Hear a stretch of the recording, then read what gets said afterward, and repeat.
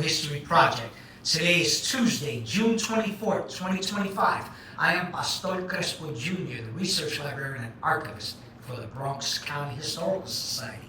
Today I am joined by Chet Samuels, also known as DJ Shaikh. Welcome, Shaikh. How you doing?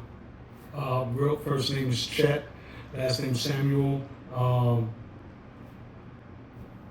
B-boy, DJ, electric boogaloo, locking, I did it all.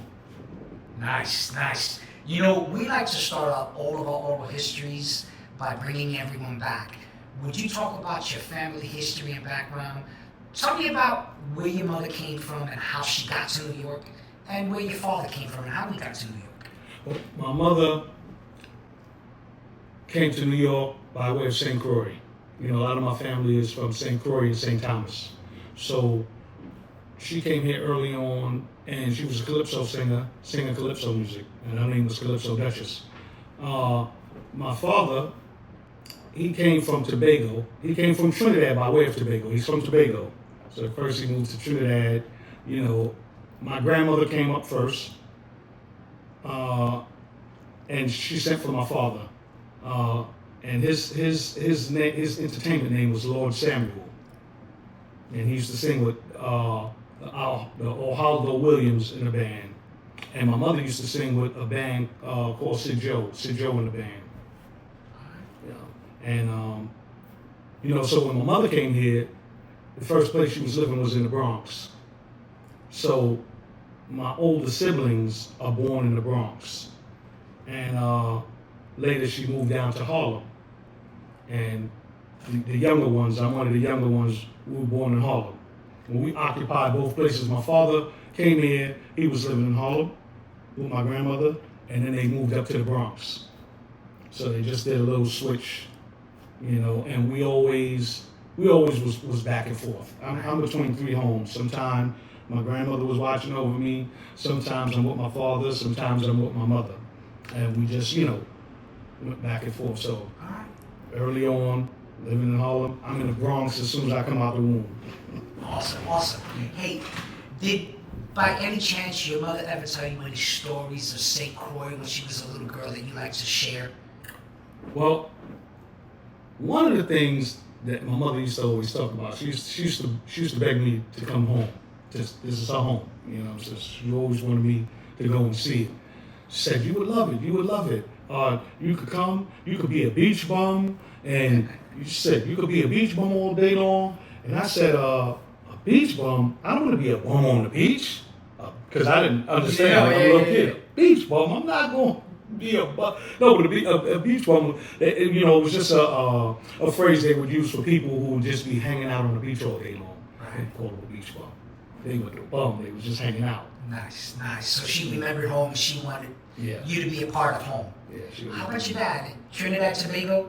Yeah. He was born in Tobago, but my grandmother took him over to Trinidad when he was very young. Okay. And he wasn't. Once my father left Trinidad and he got here, was no looking back. Because I would ask him, I said, Dad, because this place, man, growing up here and experiencing, a lot of unfortunate things here, I used to think, why'd you leave Trinidad? I used to always ask him, would you go back to Trinidad? But he would always tell me, it's the opportunity. Right. He came for the opportunity. Awesome. Great, wow. We got the story of your parents and coming here up to the Bronx. What neighborhood were you raised in the Bronx? The first neighborhood I lived in, I was around the corner from Forest Projects. Okay. I was over at my grandmother's house. That's 981 Union Avenue. And I used to go to church right there. I went to 23. Me, two of my brothers and my sister, we went to 23. And 23 is directly across the street from Forest Projects. It's across the street from what they call the Blue Courts. Got it. That's where, quite a few people rock there that's left out. But Hutch Supreme They used to rock there. Right. And you know, their older brother used to rock around there too. You know, I don't remember if he himself was on the blue courts actually, but he rocked right around there. And Flash used to rock on the blue courts. You know, and so that was 23 that I went to. And when did you leave that area around Forest Park on Union Avenue? How old were you when you left? I don't know what it was like I said. Sometimes I'm staying with my grandmother. Got it. But sometimes I'm with my father on Anthony Avenue. Okay. 173rd and Anthony Avenue. All right. So before we get to Anthony Avenue, what was your earliest memory of you living on Union Avenue? Right across from Forest Projects. It would be right around the corner from Forest. That, you know, we would go down in the backyard and we'd be playing, and there's like a wall, almost like a cliff, just separates the backyard. We was on the high part, and Trenton Avenue in the backyard is on the low part. Got it. Yeah, Trenton Avenue, because that's right where Forest Gym, the gymnasium is right on Trenton Avenue. Got it. The blue course right in the projects. I mean, but you on Trenton Avenue or Forest Avenue, or you coming in from Trinity Avenue, but the blue course is right here. This is Trenton Avenue. Got it. We used to think we was having gang fights. All right. Huh? We used to think we was having gang fights. We were a bunch of little kids in Right. second, third, fourth grade. So About what year? this like 72, going into 73. Because I Fourth grade, 72? yeah, this is like 72. This is like the actual grade. Cause So what year were you born? I'm 66. You were born in 66? All right. But in the fifth grade, I'm in PS 180, but that's a down hollow. So we were thinking we have gang fights. We throwing rocks down at the kids on Trenton. Right. They throwing rocks at us on Union Avenue, you know, and you know, we were just imitating the stuff we had and see in the neighborhood. So, you know, they had the gangs, they had the Roman Kings. All right, talk to me about all the gangs that you remember seeing. Now, They were wearing colors? Now, I probably seen the Roman Kings and didn't realize because the talk was so terrifying. On a particular day during the week, you could not wear red, white, or blue. So I remember being in school in 23, right? And my brother running through the school to get me and grabbing me. And we moving because they were saying the Roman Kings are coming. The Roman Kings are coming. And we booking through the school to go home. Like, so as far as the Roman Kings, I always remember the name, and I just, they would paint this terrifying picture in your head if they caught you, so I didn't really get to lay eyes on them. Maybe but once they said the Roman Kings was going, we was going, because like I said, you couldn't wear red, white, or blue on a certain day. Right. I think my older brother, I always get it misconstrued. It was either the Savage Skulls or the Savage Nomads he was with. Older brother back then. He used to run one of those two. It was either the Skulls or the Nomads. I think it was the Skulls. Wow. What kind of kid games did you play in the area? We played tag, quite naturally. Ring Olivia. Right. Dodgeball. We playing Skelsies. Silly little kiddie stuff like Run, Catch a Kiss. Got it. Hide and go seek.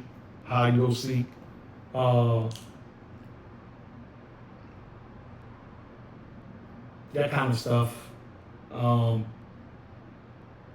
Back across the Bronx, don't know if I said I don't want to go too fast, too far, but I used to be builder go-karts. All right. Yeah, I was the master go-kart builder. Nice. You know, got it from older brothers watching them. You know, we did so many things as kids, man. You know. Where'd you get your pieces for the go-karts? We looked for the shopping cart. Somebody threw out a shopping cart. Yeah. We get the back wheels. We'll get those back wheels on the shopping cart. You know, it's a little bigger than the little ones in the front. So we get the back wheels and put that on the front of the go-kart. And we'll find like we'll be looking for an old big wheel. Right. Big wheel's messed up, but the wheels are good. I will get the wheels off the big wheel and put them in the back of the go-kart because those wheels will make it slide when you turn. Right. Like the what they used to call that, the green machine. Yeah. The big wheel, the green machine, different stuff like that. But those wheels on the back of the go-kart, it will slip. So when you hit the corner of the go-kart, it'll slide. Yeah. You know. That was cool. And at home, what kind of meals did you have at home prepared? What do you remember? Now, what was in a typical dinner? Now my family's West Indian. Right. You know, so my grandmother used to spoil me. I didn't like to eat nothing. You know, my brother, they used to call him the human, what would they used to call that? Something like a compactor, because he used to eat everything. Right. I didn't like nothing. Was it the human garbage disposal? Human trash compactor. I wanted a hero sandwich. My grandmother used to make me, as far as breakfast, I used to get the cream of wheat. I used to get the eggs. What do they call that when you flip the egg? Over easy. That's what they call it, when you flip the egg. Because I know you had sunny side up, but sometimes I wouldn't. You know what I'm saying? Because I didn't like, when you put the egg there and you see the gel. Yeah. I didn't like that. You like it hard. Yeah, so fried flip hard. the egg over for me, or All right. like I said, I like the cream of wheat. I didn't like oatmeal at that time. You know what I'm saying? Yeah. But my grandmother used to really lay it out. And everybody else would be eating everything I used to eat the toast. I used to love the toast. Some sausages, eggs over easy, cream of wheat. But everybody else would be eating the bacon. If we had salmon, at that time, I eat salmon today, but at that time I wouldn't eat salmon back then. Right. I didn't want to eat nothing. Everything was nasty to me. Yeah. They thought something was wrong with me. And they took me to the doctor. The doctor said ain't nothing wrong with him. His appetite just got ruined, for him to, like all this other stuff. I just didn't have the appetite. The look of the food is what made me eat it or not. Right. Now, I remember one time going to my big sister's house. She passed away some years ago, and she had made some candy yams. It was on Thanksgiving, and I looked at it. This was before I would eat candy yams. I looked at it, and I said, "Oh, no, I'm not eating that." And she's just like what my father would say. She would say, "Listen, just taste it. All you gotta do is just taste it. Just taste it." I tasted those candy yams. That was it. I thought I died and went to heaven. Great, weren't they? I never knew what candy yams was until oh my God. Yeah. Marshmallows. And then, all of the stuff that West Indians cook, they cooked everything. I eat fritters, saltfish, the way they cook the chicken, the curry chicken, the salad that they would make, the potato salad or the tuna fish salad, or it was a whole lot of stuff, but it was just Had that West Indian twist. Some stuff I wouldn't eat. Just on sight to look at it, I'm like, nah, I'm not eating that. But Right. we cooked a lot of food in my house, a lot of food. Awesome. Now, do you remember, did your parents have parties at home, or what type of music Did your parents, or big brothers, right? Because you had a My whole mother- bunch of siblings. Long before them. Tell me. You know, it's the Calypso music first, right? Down in Harlem, 318 West 121st Street, apartment 1W. In fact, Paul Winley was my landlord. You know anything about Paul Winley? No, sir. Paul Winley, he's like the author.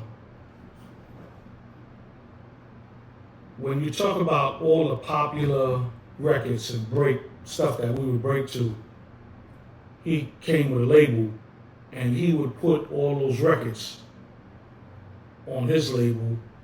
When he pushed out his record, it got all the records that we searching around and that we cutting and we playing. He had a record label called Super Disco Breaks.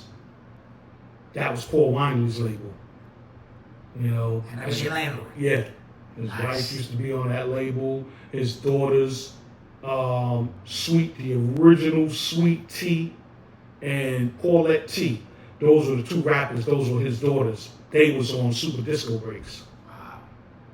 That was my landlord for 318 West 121st Street, apartment 1W, in Harlem. Got it. 10027. Yeah, I still remember that. Paul Winley was my landlord. Now, what middle school did you go to? Did you go to?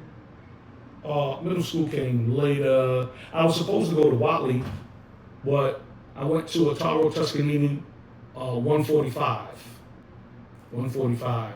And I remember, because I used to be out of my mind about dancing. You know, we was watching it everywhere. We watched Soul Train and Wonderama. My grandmother used to put on Wonderama, and I'd be stuck to the screen watching Wonderama and Soul Train. And, you know, all the other shows came out after. As far as getting right back to music for a second. So, you know, there'd be a lot of Calypso music with the elders. But then, with my mother, you know, she was old-fashioned. She loved what she grew up on. Now, my father, he was more hip. So, he'd be playing everything. And then, you know, my older brothers, one was what they would categorize as the disco DJ. He was a DJ that played music, and he played records with breaks. But then my brother, who's younger than him, he came in the house with a little bit more of what's going on, you know, with the younger kids and the breaking and the cutting and scratching. Right. He playing music, but he more in tune with, you know what I'm saying, doing what all the young kids was doing in his He was bracket. actually a DJ. Yeah, he was a b-boy, he was a rapper, you know, DJ, he was doing it all, you know. And Terry, we call him Terry Tuff, DJ Terry Tuff, a.k.a. Terry T, a.k.a. Terry Tuff. So, you know, my brother, my older brother that predates him, he played so much music, so much different music. Disco, a lot of disco breaks. Just the music was phenomenal. Because, I mean, he would be playing everything. He would be playing that Mexican and Apache and, what you call that tune? Blow Your Head and, what was the name of that tune? Well, he'd be playing all of this stuff. He'd be playing all of this stuff, you know. So You remember what years you went to middle school? Middle school was later on. Elementary school was it. I mean, middle school is. All right, before we get there then, what were you in elementary school or middle school when you first time you saw someone breaking? I was in elementary school. Elementary school. All right, I was nice. in elementary school. Nice. And tell me about that first time you saw someone breaking. What was your impression? Who was it, if you know? And what happened from there? Well, my brother, he used to be breaking before me. And he would come in the house with all of this music that the kids was tuned into. With his box, and he's he's jamming all this stuff that makes you want to, because he taught me how to break, but the stuff he was jamming, it made you want to go on the floor. It made you want to do, your top rock before you go on the floor. It just had you going crazy. Do you remember what he was jamming? He was all the stuff. Shangri-La, Paradise is very nice. Mardi Gras, I Can't Stop, Catch a Groove. He's rocking Apache and the different records on the Apache album, Bungolia, Last Bungles in Belgium, it's Just Begun. He's, as my brother who's older than him will play this stuff and play the disco stuff, he's coming in with this stuff straight. Right. And he's pounding this stuff in my head. I can't think, I can't breathe, because every thought, every breath is listening to what he's jamming on his box, and he's like, yo, this is DJ so-and-so. This is this one. This is Flash. This is my man from Webster Avenue. Holy smokes. DJ Tibby Tibbs. He coming with him and his boy, he'd hang out with his boy Malcolm, and I remember one day coming in the house before I knew what he was doing from watching my older brother, right? But I'm playing with the younger kids. He's over there humped over like this here, and I didn't go over to him, but I knew what he was doing, and you could hear the music because he's humped over, but he would be playing all of this music, and the list goes on and on and on and on. And he would teach me how to break. Say, yo, this is how you do your top rock. This is how you go down, the different ways he used to go down. Do you remember what year he was teaching you? He was giving you lessons on breaking? I tell you, I believe it was mid to late 73, early 74. Okay. And he was wicked. Right. He was wicked. Well, breaking, he was wicked. And on the turntables. Now, what did you do for breaking? Was it just something, a passing fad for you as a young kid in elementary? Breaking was worse than. You know how you see some people in the street and they messed up on drugs or something, or alcohol or whatever? The effect of breaking was way worse than that. Everybody in their mother's name was, all the kids in the neighborhood was breaking. It was an epidemic. It was an outbreak. It was crazy. Got it. Now, before breaking, when you're talking breaking, you're talking on the ground, doing footwork. Yeah. You're probably a little too young to remember earlier burners. Well, they weren't on the streets. They were more in clubs and basements and centers. So you were probably too young. All right. So you're first with hip hop dancing. You saw breakers. Now later, they would say, you have some guys saying, yo, way back, we called it burning. All right. I remember girls saying they would dance with me. Right. They would say, nah, you ain't gonna burn me. Got it. Because it was like somebody's dancing, you go down, you do a move, whatever. They say, oh, he burnt you. You're right. But for them to try to deem the whole dance, oh, we was burners. Got it. It was a phrase they said, yo, he burnt you. Understand. Got it. But, So, all right, so you're breaking, you're young, you're in elementary school, you got the fever. Talk to me about who'd you hook up with? Any boys to break with? Who'd you roll with on the breaking scene? When I was on Buchanan, right, I used to break a lot by myself down in Harlem. Okay. Oh, me and Wesley. I had a friend named Wesley, and besides Wesley, when I was down in Harlem, I used to break a lot by myself. I started on Buchanan. Okay. My brother started teaching me how to break when we was at my grandmother's house. In the Bronx. On Buchanan.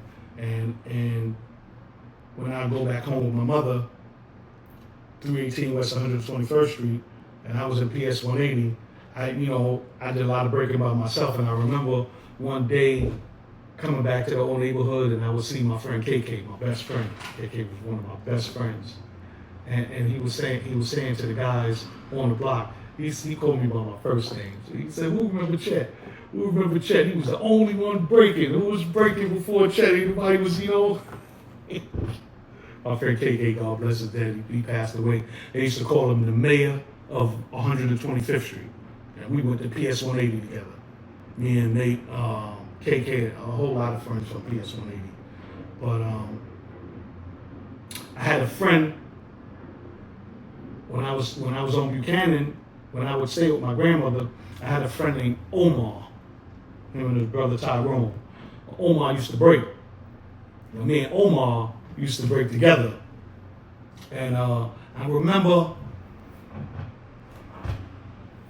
Omar saying, he was the best one-shot head spin that I seen at that time, even though Spy and those cats would say El Dorado Mike was the best one-shot head spin that they seen. Right. Omar was the best one-shot head spin. He was the best one-shot head spin that I seen. But me and Omar used to break together. You remember what year you saw Omar head spinning? Like what grade? 74, 75. All right. And late 74, 75. And me and Omar, we would be walking up that block, Grand Avenue. And I remember seeing El Dorado Mike and Cadillac Mel, El Dorado Mike. And I didn't like them. I would always want to battle. I was ready to, you know what I'm saying? Let's do it. Omar was a little scared because they used to pick on him. They used to pick on him in school. They used to pick on him, and Cadillac Mel would get mad because Omar would call him, they would call him Egghead Vincent. You know, little kids snapping jokes. Mm-hmm. And he would get mad about that. Right. So they would want to pound it on Omar, you know, but I didn't like him because of that. I wanted to battle, and I'm like, we can take them. We don't take them out. So I was overly confident. Other little kids, but you know, neighborhood rivalry. You know, being Omar, Cadillac Mel, El Dorado Mike, God bless his dead, yeah. But you know, El Dorado Mike, he was the guy for some of them other guys that was watching them. And Omar used to say, oh, my mother used to buy him the shoes. We all had them with the heels back at that time, with the thick heel, zipper on the side. And Omar, he couldn't wait to go down. He said, "Yo, man, I gotta break. I gotta do this because I gotta wear these heels down because my mother ain't gonna buy me no sneakers until I wear these heels down." Right. Gotcha.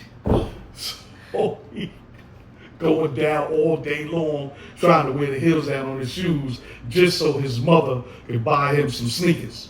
Now, Omar used to say, "You gotta see this guy named Spy." I used to just always be like, "Yo, I don't know what you're talking about.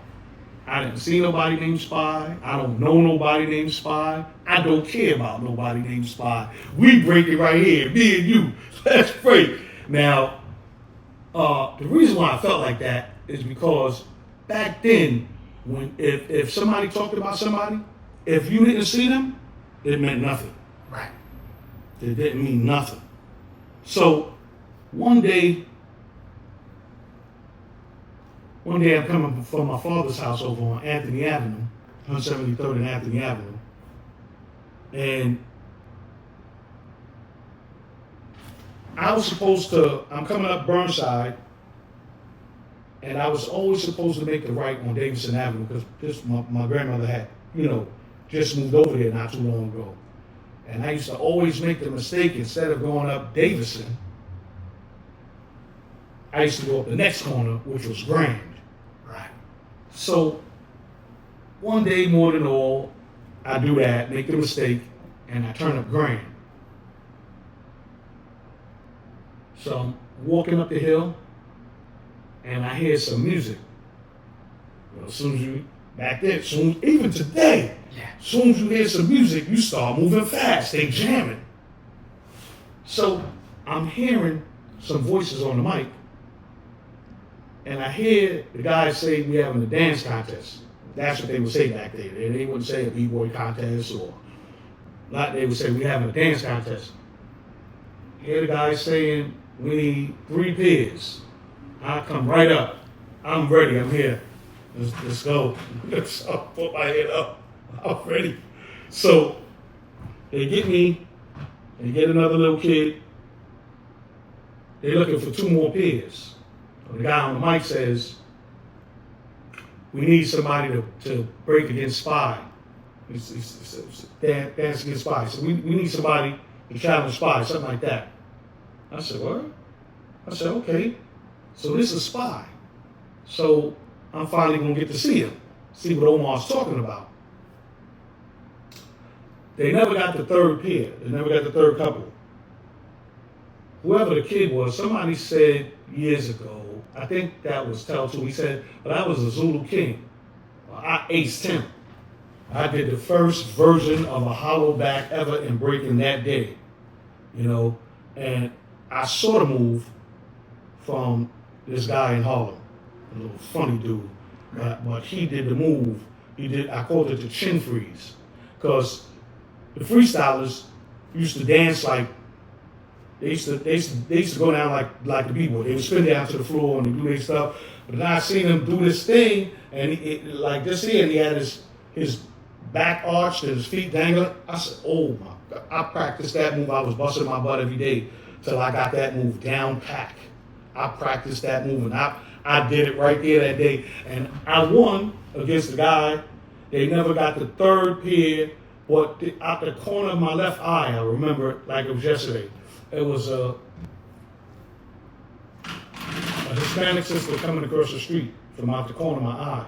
They said, we need somebody to dance against Spy. I see this girl coming out of the corner of my eye. I said, okay, she's going to take on Spy. So, but the way her character, her emotions, she was laughing and they hugged each other. I said, okay, they know each other.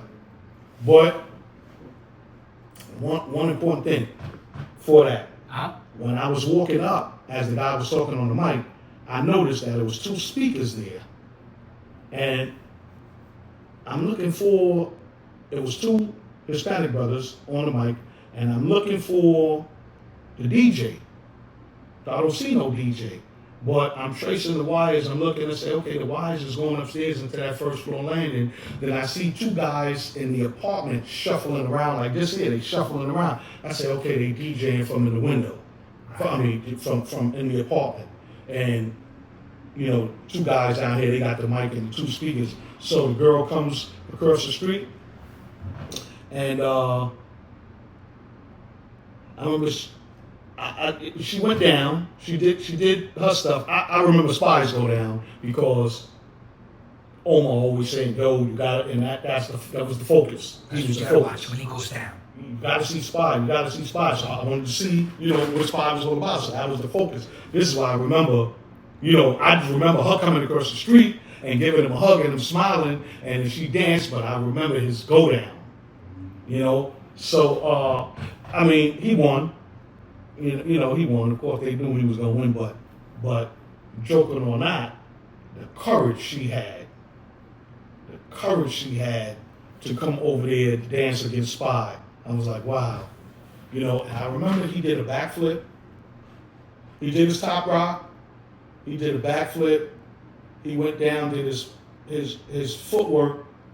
He did a one-shot head spin. I said, and then he came up. I said, okay. You know, that was the one and only time I saw Spy. And you remember the year?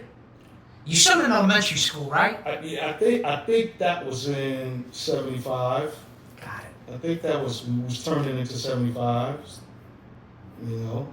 Got it. Yeah, it was the one time I saw him. All right. So when it comes to breaking, right, you got this term that came out called B-boys. To you, what's the first? When did you first hear the term b-boy, and what did B in b-boy mean when you first heard about it in your youth? I always, early on heard the term b-boy, but see, okay, b-boy was associated with breaking, but understand that everybody wants to claim that they are b-boy because of the dance, and if they do the dance. Right. That don't mean you was a b-boy. Right. It wasn't, they start making up things. They start getting creative. People start talking about what they heard in Bronx River. I'm talking about the actual experience. I ain't talking about what you heard so-and-so say. So you hear them say, well, b-boy stands for the break in the record. No, it does not. It didn't have nothing to do with that. The b-boy was the local neighborhood knucklehead from the Bronx. The boys from the Bronx. They called them the Bronx boys because they from the Bronx. Short for the Bronx boys was the letter B for Bronx. B-boys, the boys from the Bronx boys.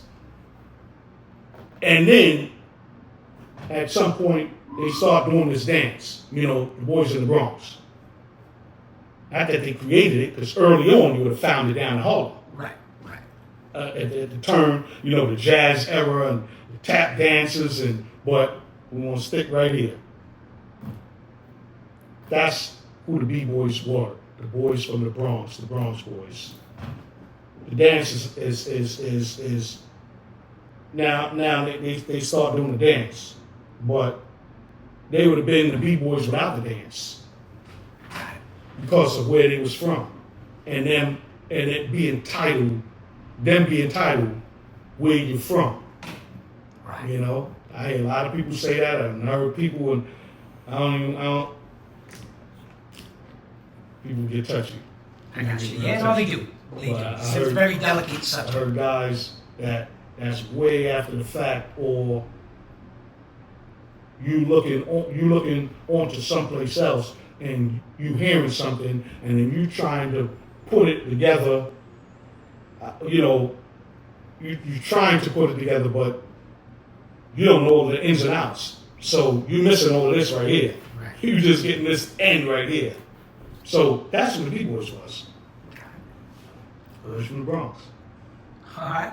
And did you ever become part of any breaking crews or groups of breakers? When I moved out,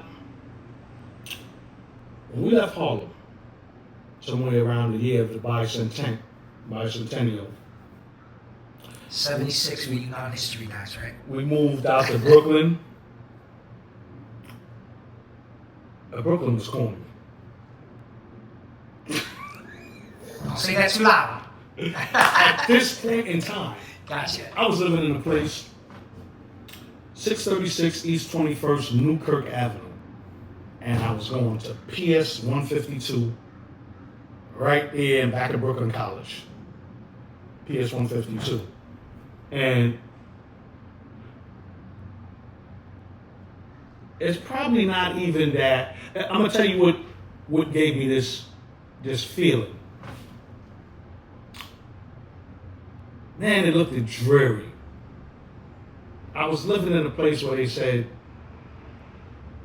it wasn't really it for other people. You know what I'm saying? I'm on Newkirk Avenue.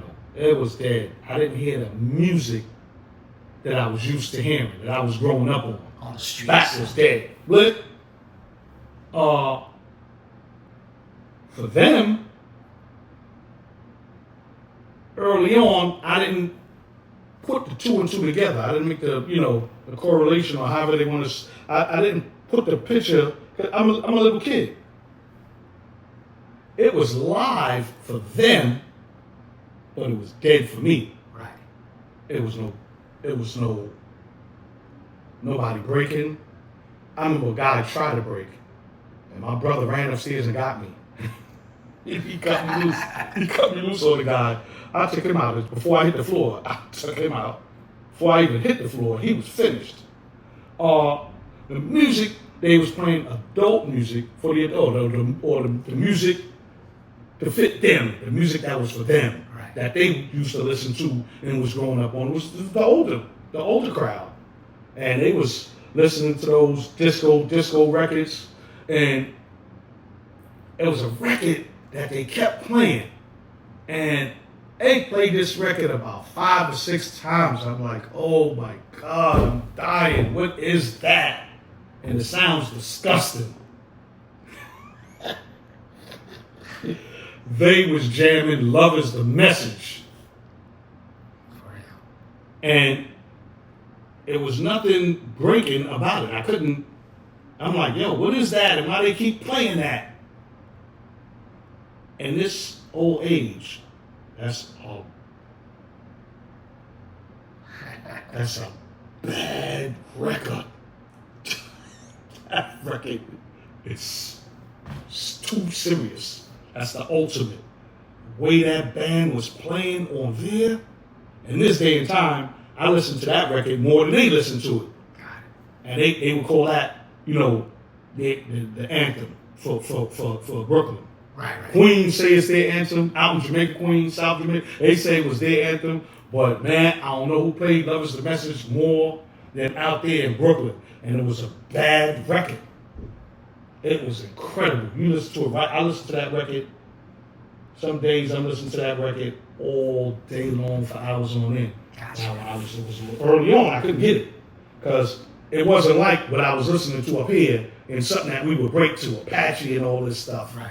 It was more of an adult joint where they doing the hustle and they freestyle dancing and, it was more that kind of vibe. Hustle and the freestyle dancing. And they were older. And that's what they were into. It was music for right where they was at. Right. So I'm in a different regime. I'm in a different area with a different, so the music gonna be a little different. What was your anthem? If you had an anthem, I remember which song it came up and you started rocking? it was so many records that just was crazy at that time. When I heard Apache, when I went to school one day, I was trying to tell them my brother was doing the block party.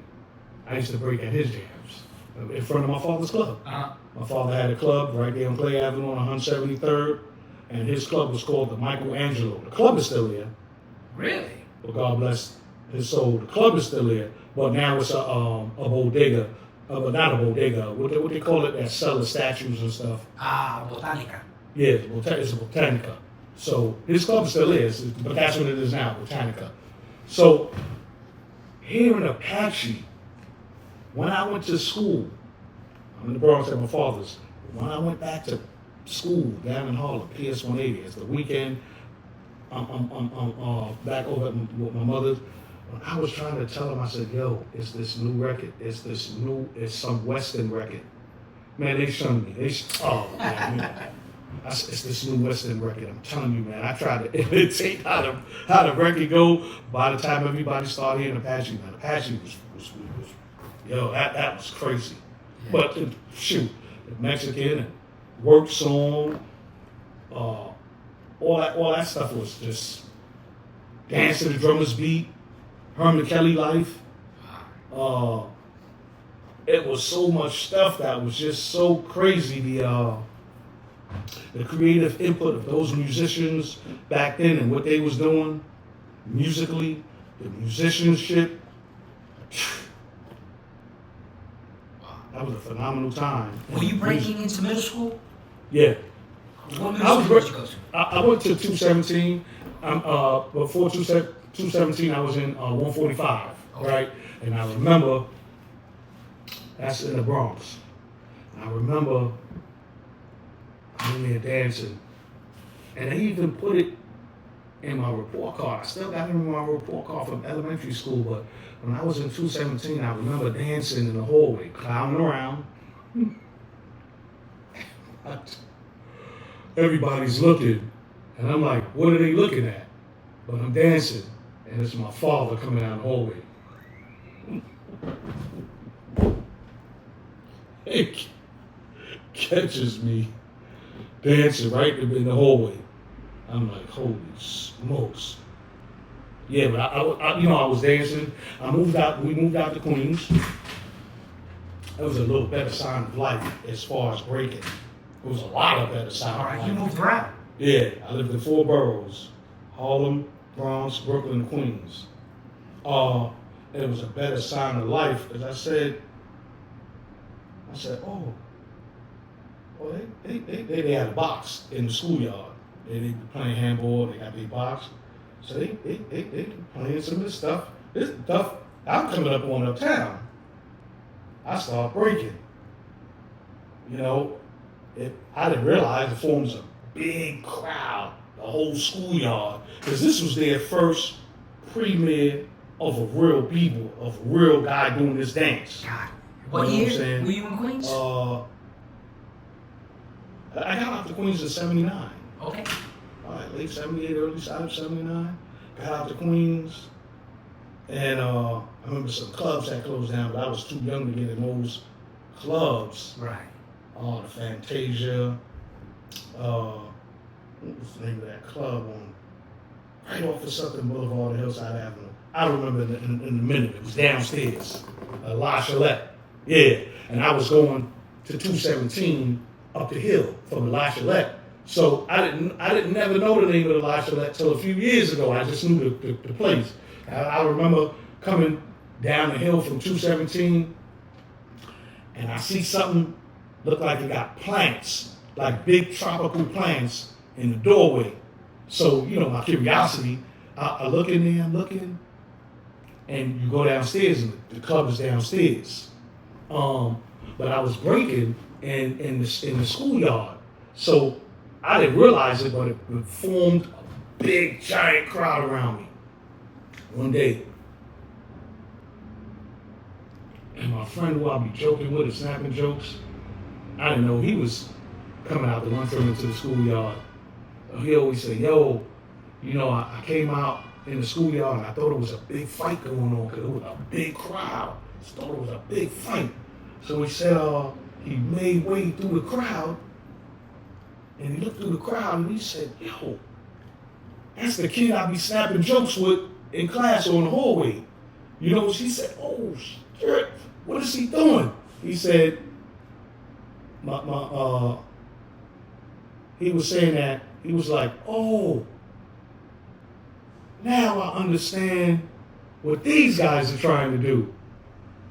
Because he couldn't never get the concept. He said because they was sloppy, they was falling all over the place, and he didn't understand what they were trying to do. He said, but that day when he peeked in the circle and he saw me breaking, he said, now I get it. That was my good friend K1. And I started teaching him how to break. I was teaching him, Georgie LaQuentes, God bless the soul of my friend Big Darrell, a bunch of guys I was teaching how to break.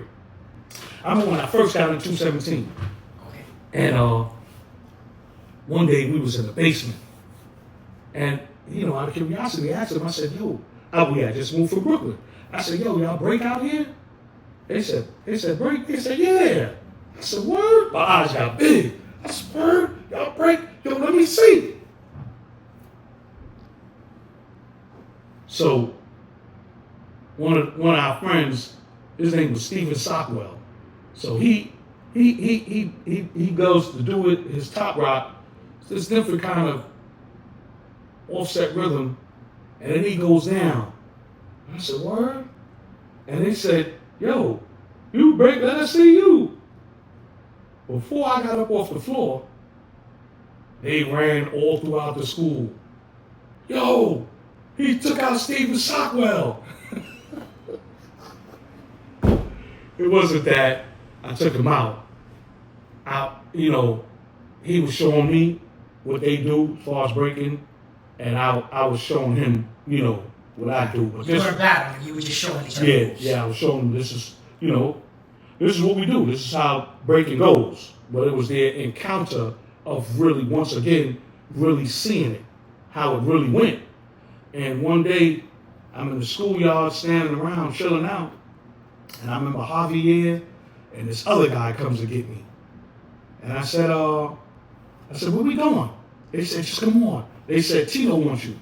We having a contest, a dance contest. I said, what? We come up to Hillcrest High School. This is before I got in Hillcrest. I'm in junior high school, 217.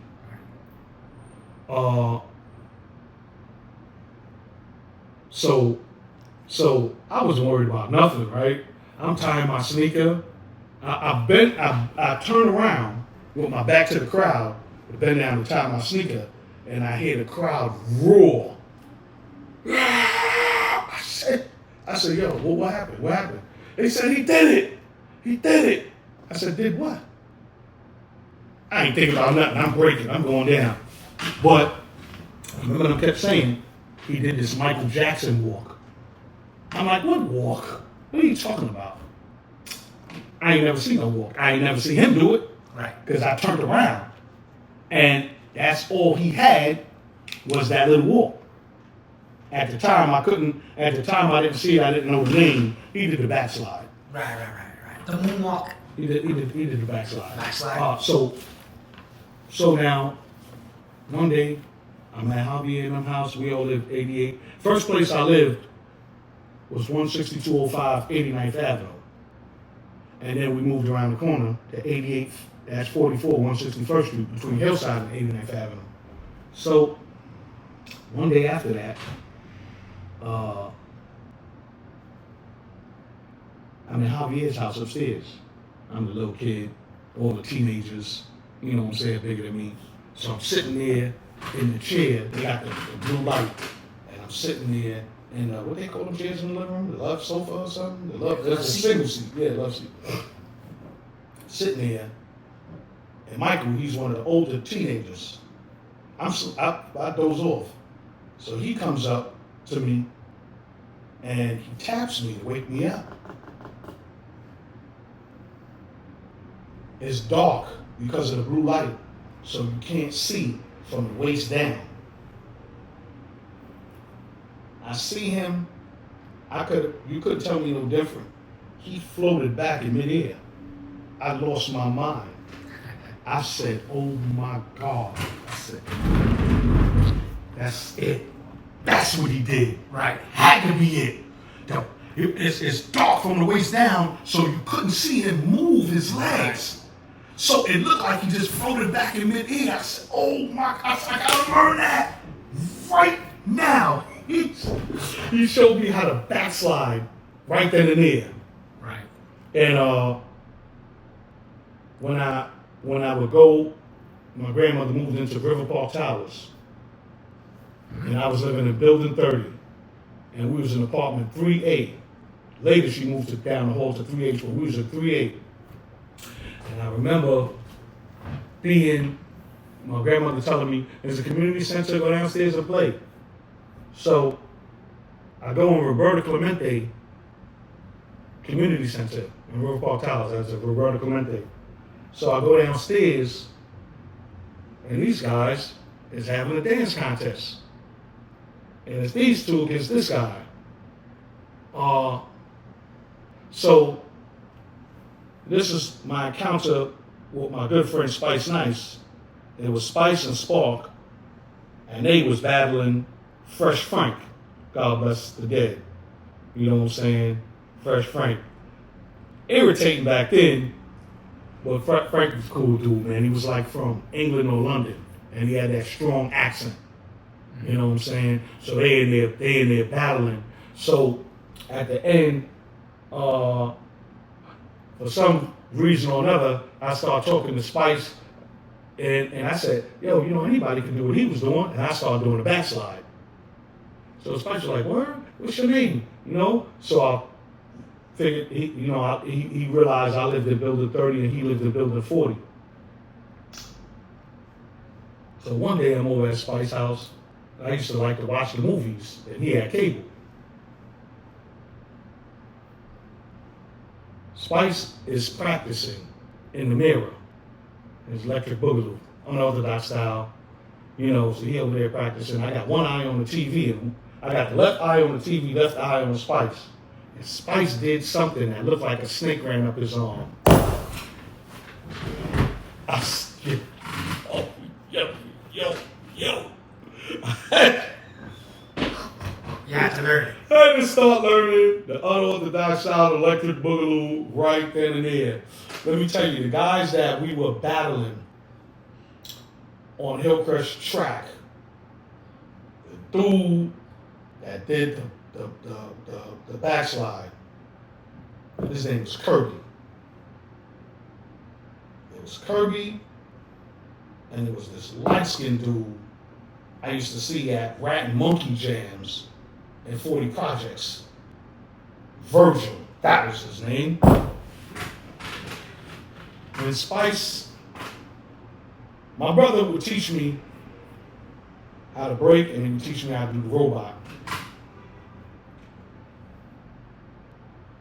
Spice was teaching me the electric boogaloo, and he said, getting into that, doing electric boogaloo so much, when I would go to do the robot, it would be a little loose. He'd say, yo, just tighten up just everything, one piece at a time. So when I went back to Queens with my mother, after I started studying electric boogaloo, I was on a hunt, a mission, a manhunt, with blood in my mouth, looking for Kirby. I said, I'm going to kill him. You looking to battle him. I called up to Kirby. I don't know the name of that elementary school, but off Merrick Boulevard, the Muslims had a place where they used to sell a Philly cheesesteak. It's a big community center now in the corner, but it's past the Veterans Hospital. You walk past where the Muslims had the Philly cheesesteak place. You walk past the Veterans Hospital, and there's an elementary school. Why I caught up to Kirby right in front of that elementary school. I did so much stuff to him, I peeled all the flesh off of his body.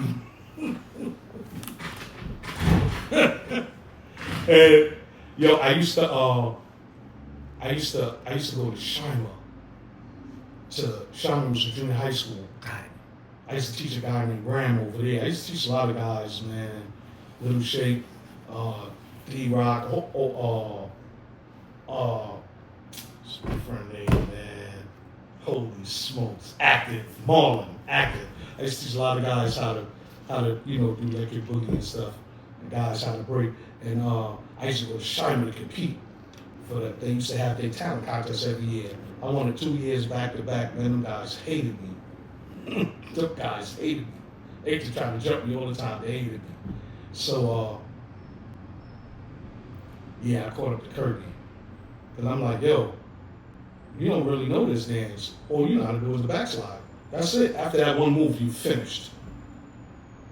I used to, guys used to pay my way in USA roller skating rink just to see me dance. As a matter of fact, when I first got out to Queens, the Nice and Nasty crew, that's how I used to hang out with the Nice and Nasty crew. They used to come get me. I was a little kid.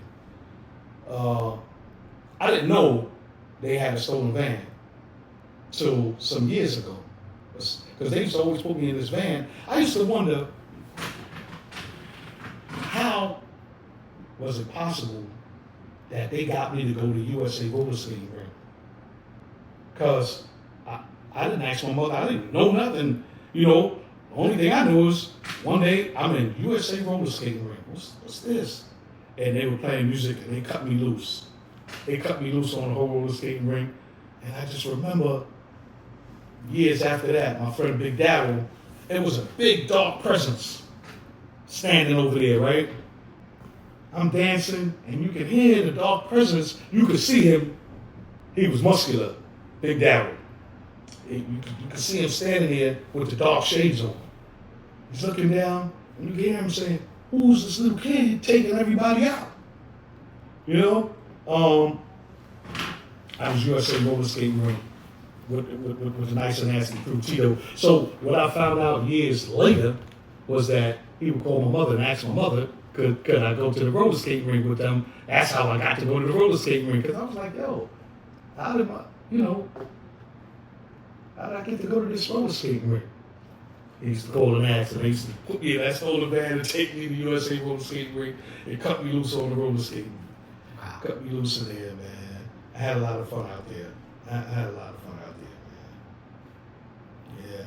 I used to roam all around the south side looking for jams. Now you're old enough, or you got brought to USA skating, right? Were there any other clubs that you were able to get into and dance at? I remember going to the Fun House.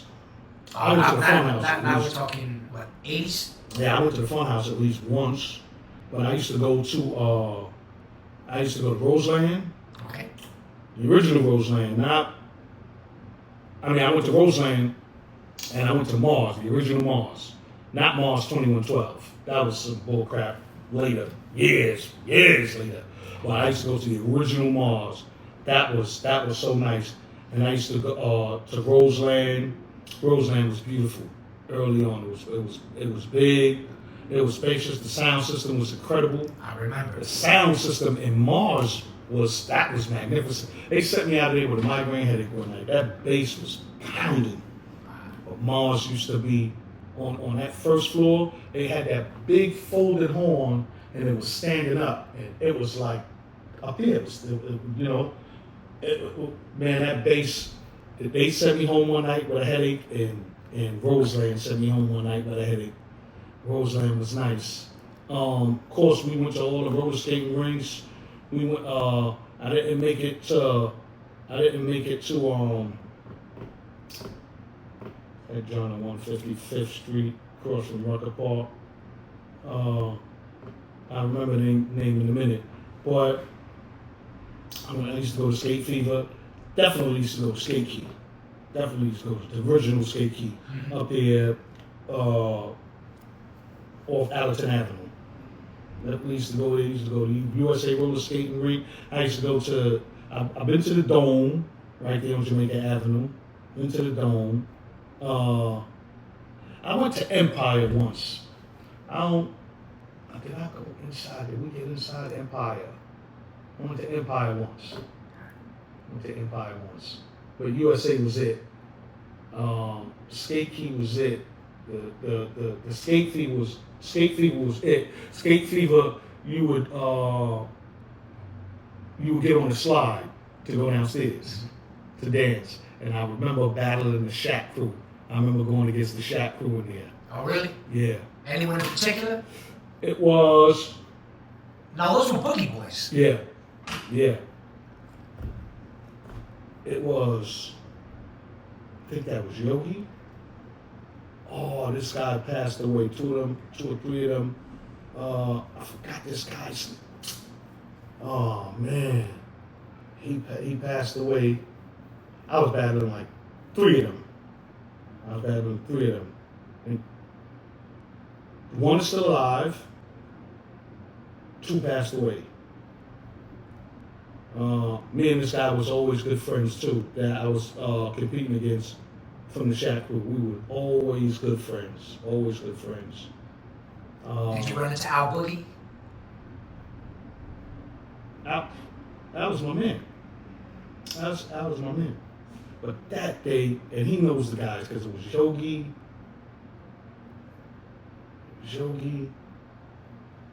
That was Electric Boogie Keith.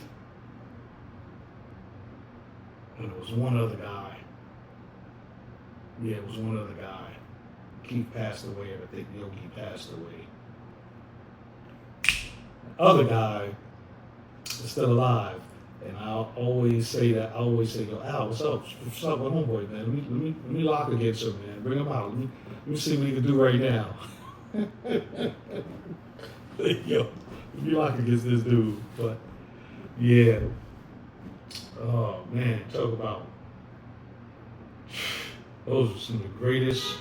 Those times was epic. But you were more of an independent dancer on your own. You weren't down with any crews. Yeah, just like I said, the nice nasty crew. We tried to start a crew, the non-stop crew. But I used to just dance solo, just go out of places and be dancing. looking to get into battles. But Nice and Nasty is the only crew you were down with. Yeah, Nice and Nasty crew. Only real big crew. And Nice and Nasty out of Brooklyn? No, they were from Queens. Queens, all right.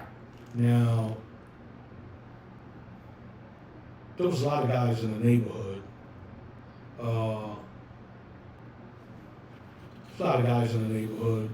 Guys I used to teach the junior hoods.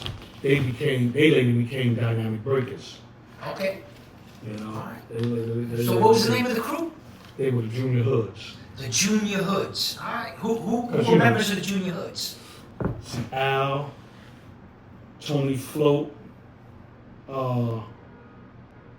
Professor became a part, RC, Ebby, Little E. There was a few others. Now, so you were a breaker. You were a boogie boy. How did you get into DJing? Locking. Yeah, you know, and no disrespect to the lockers and doing the robots and the mime. Yeah. But when I say boogie boy, I mean, you know, Yeah. the poppers and the lockers, I know they're separate. So when did you start DJing? Now, my curiosity was peaked back there.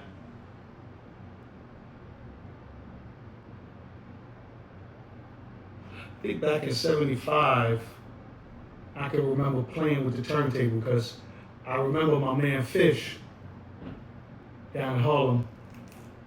Somebody had broke the needle on their turntable, and Fish was like a brainiac. So he took a sewing needle and he bent the tip and he stuck it up into the tone arm, and he was able to play. And then we playing. And then in elementary school in 180, I used to get the two turntables and put them together, and I'd be mimicking what my brother and Teddy D&D Express, these older guys in the neighborhood is doing. I'm in there turning one volume down, turning one up, turning this one down, turning that one up. So back then I started, my curiosity is peaked. I'm playing with the turntable because I want to do this DJ thing, but it wasn't until '79 when I really started to really get into it and say, yo, you know what? Ain't no looking back. This is it. This is it. That was another epidemic. Right. Oh man, that's the worst. The love. Now you got record players, disc jockeys, whatever, and you got DJs. And the disc jockeys morphed into the DJ. The disc jockey is like two letters, DJ. DJ is six letters, DEEJAY is what the disc jockey morphed into. Hanging around engineers,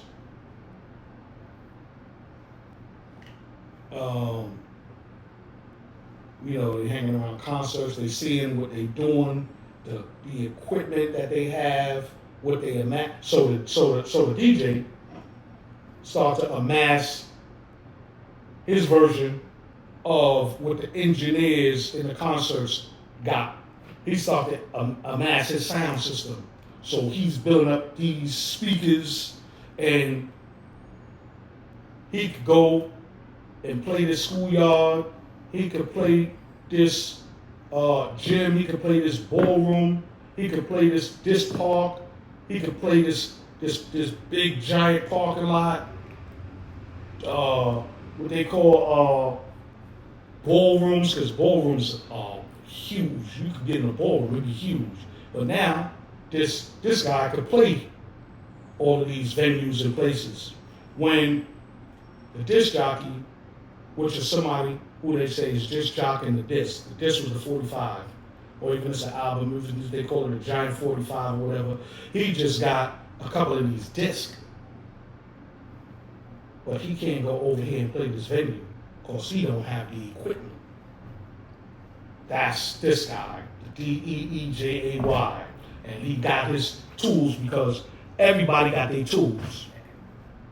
Policeman got his tools. He got his hat, that costume that he's wearing. He got his belt. He got the book.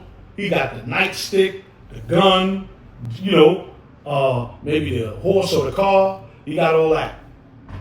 The fireman, I don't think I have to say, but he got his whole suit. He got the truck. He got stuff he breaking the door down with the axe. This thing, the crowbar. He got the protective suit on for the heat that he's going into to put out this fire. You got the electrician. He got all his tools. The plumber got all of his tools. The milkman, the this, the that, and so forth and so on. When you see the disc jockey, he only got a couple of discs. Back over here, the DJ, he got the speakers. He got the amplifiers. He got the tape deck. He got the turntables. He got the microphone, the echo chamber. He got all the wiring for this stuff, all the electrical stuff to hook this stuff up. So the DJ became somebody, he became like a superhero. That's the DJ. He became like a superhero. Nowadays, it's slowly trying to come back with since they made all these powered speakers or whatever, it can be very expensive. And then you got a lot of guys who didn't live the culture of the DJ. Right.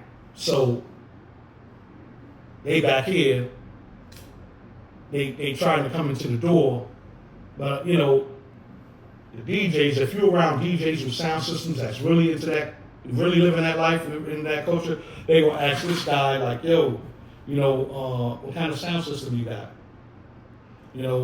What kind of dish you got?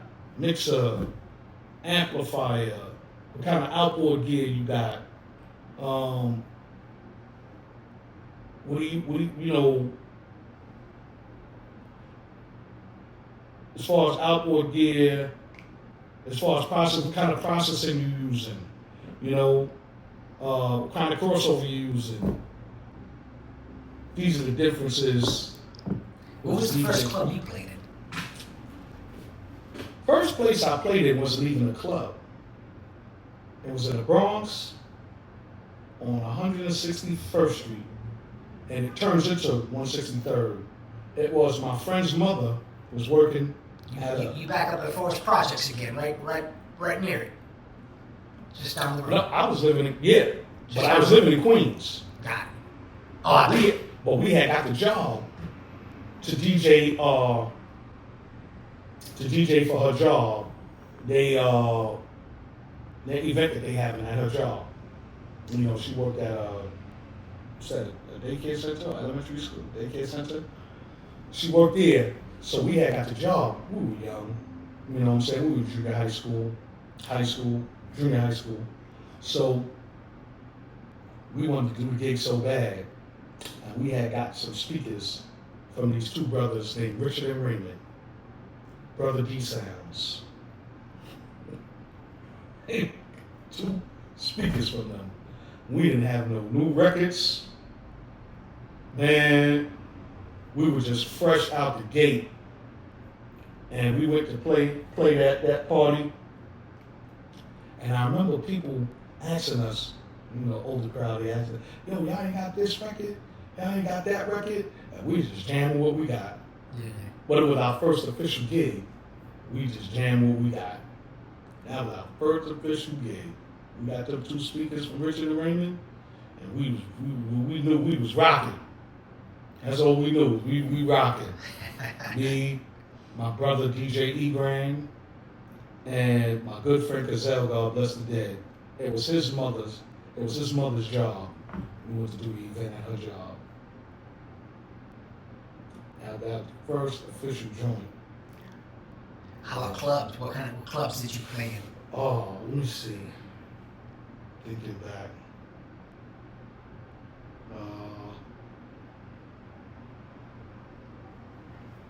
some of the places we played. I did play. Did I play the Keep? Oh, I played Skate but that was later on.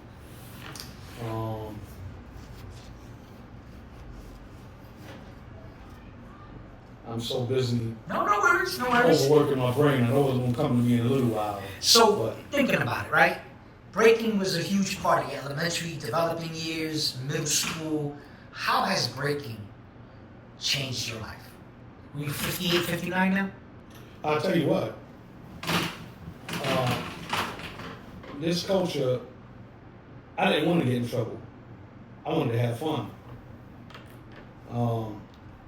And this culture helped to keep me in that mind frame of having fun and staying on this path. Because other guys were getting into gangs. I never heard of snatching pocketbooks till I got out to Queens. I'm like, I'm not doing that. That's what some of the youth were into. Right. You know what I'm saying? I'm like, yo, my father would kill me. You bugging? And besides that, you could kill somebody doing that. They could fall, hit their head or something. You crazy? So I didn't want to be doing that. Gang fights, getting into gangs, and robbing people and all that stuff. So this culture helped keep me on this path. My mindset is having fun, cutting and scratching records, doing tricks, battling, dancing, breaking, popping, locking. Who could do this the best? Who could do that the best? That was my mind frame because of this culture. You know, that was the mind frame right there. So what do you think about, last summer, the Paris Summer 2024 Olympics? Breaking was highlighted. What did you think about breaking having that big Olympic stage in Paris? I think that would have been a great thing. But I think it would have been a great thing. I heard some things, but I really can't be doing the he say, she say. I don't think that's what You didn't watch it? But, no, I didn't get to see it. But just being on a platform where the world is watching, if it could hold the traditions, I think that would be great. I think that would be great. I played a lot of halls. I remember playing a place called the Regency House on Jamaica Avenue. The big hall. That was real nice.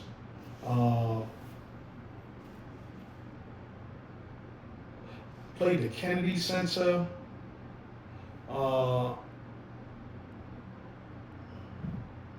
So many places we jammed. And that's one big international stage, right? Now in 2025 there are two big hip hop museums open. Yeah. Let me not be mistaken. I don't know if the UK museum is open, but I know the UK Hip Hop Museum is active. The National Hip Hop Museum. What do you think about being showcased in? Your culture has its own museum. What do you think about that? Yeah, that's incredible. That's coming a long way.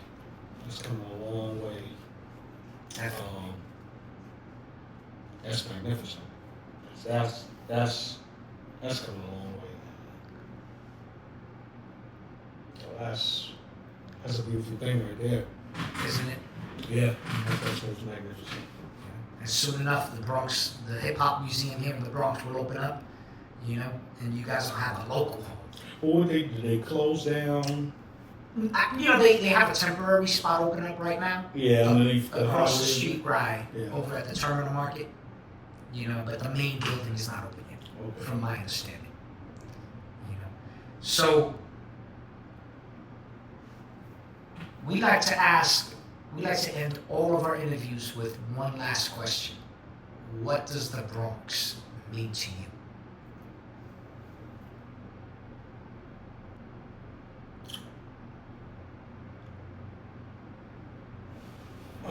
The Bronx is a place that you cannot deny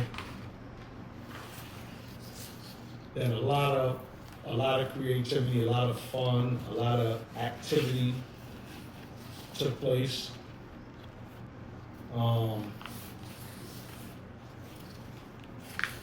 It's a home for a lot of different things. You know, I would like to say that with the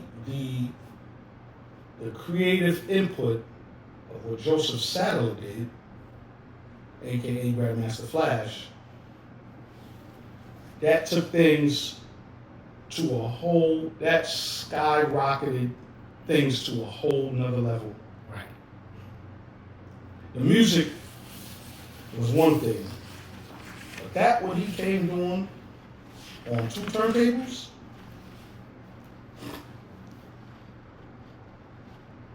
man, that took things to a whole different dimension. Yeah, that elevated the culture to a whole different dimension. You know, that was even, you know, even with Hurt, with just playing the music back, that special part. These things are the miraculous conception. To play that small piece back, like I said, for for Flash to do what Flash did, oh man.